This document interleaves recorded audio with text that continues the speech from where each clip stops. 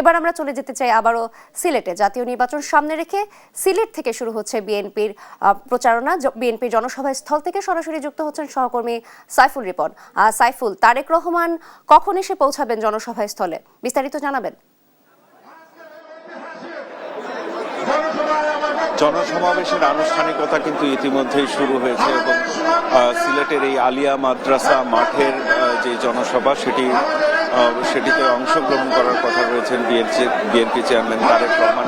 এবং এই জনসভায় অংশগ্রহণের মধ্য দিয়েই ত্রয়োদশ জাতীয় সংসদ নির্বাচনের যে আনুষ্ঠানিক নির্বাচনী প্রচারণা, সেই প্রচারণা শুরু করবেন বিএনপি চেয়ারম্যান তারেক রহমান। এবং বিএনপি চেয়ারপারসন খালেদা জিয়া জীবিত থাকা অবস্থায়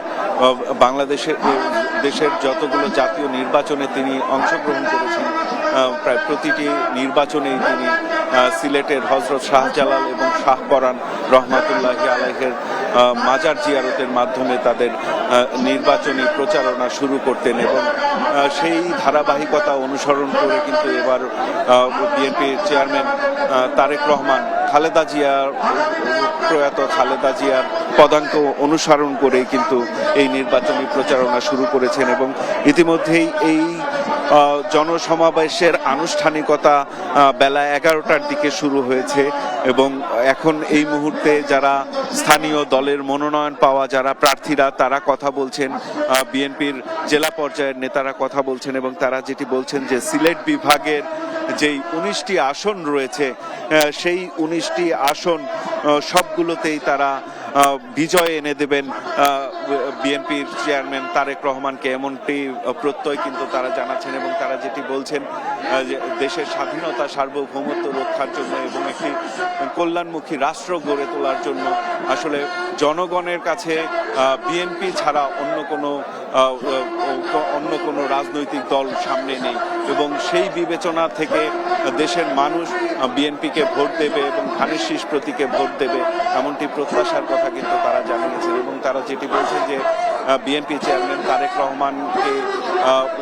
তারেক রহমানকে ধানের শীষের প্রতীকে ভোট দেওয়ার মধ্য দিয়ে বিগত সময়ে যে গুম খুন অত্যাচার নির্যাতনের পরিস্থিতি ছিল, যেই গুম খুন অত্যাচার নির্যাতন এবং অন্যায়গুলো হয়েছে সেই অন্যায়গুলোর বিচার নিশ্চিত করতে বিএনপিকে বিজয়ী করার আহ্বান জানিয়েছেন এখানে গুম খুনের শিকার হওয়া পরিবারের স্বজনরা। এবং এই আলিয়া মাদ্রাসা মাঠে কিন্তু দীর্ঘ সময়ে নানা সময়ে বিএনপি চেয়ারপারসন খালেদা জিয়া সমাবেশ করেছেন। কখনো টিপাইমুখী বাঁধের বিরোধিতা করে দেশের স্বার্থে এবং মানুষের স্বার্থে, কখনো ইলিয়াস আলীর মতো বিএনপি নেতাকে যারা আধিপত্যবাদ বিরোধী আন্দোলনের সাথে যুক্ত ছিল সেই সব গুম হওয়া নেতাদের ফিরিয়ে আনার দাবিতে নানা কারণেই কিন্তু এই আলিয়া মাদ্রাসা মাঠে প্রয়াত বিএনপি চেয়ারপারসন খালেদা জিয়া তিনি সমাবেশে অংশগ্রহণ করেছেন। এবং তারই ধারাবাহিকতায় কিন্তু আজকে বিএনপি চেয়ারম্যান তারেক রহমান এই আলিয়া মাদ্রাসা মাঠের যেই জনসভা সেই জনসভার মধ্য দিয়ে নির্বাচনী প্রচারণা শুরু করছেন। এবং আজকের এই নির্বাচনী প্রচারণা এখান থেকে শুরু করে পরবর্তীতে বিএনপি চেয়ারম্যান তারেক রহমান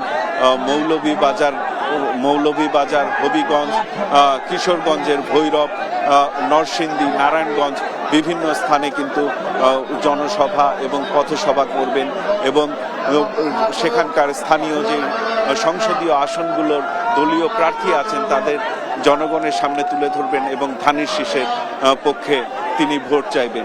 তো এখন পর্যন্ত বিএনপি চেয়ারম্যান তারেক রহমান মঞ্চে এসে পৌঁছাননি এবং তিনি মঞ্চে এসে পৌঁছালে এবং বক্তব্য রাখলে তার পরবর্তীতে তিনি দেশবাসীর উদ্দেশ্যে কি বলেন, নেতাকর্মীদের উদ্দেশ্যে কি বলেন সেটি আপনার মাধ্যমে দর্শকদের জানানোর চেষ্টা করব।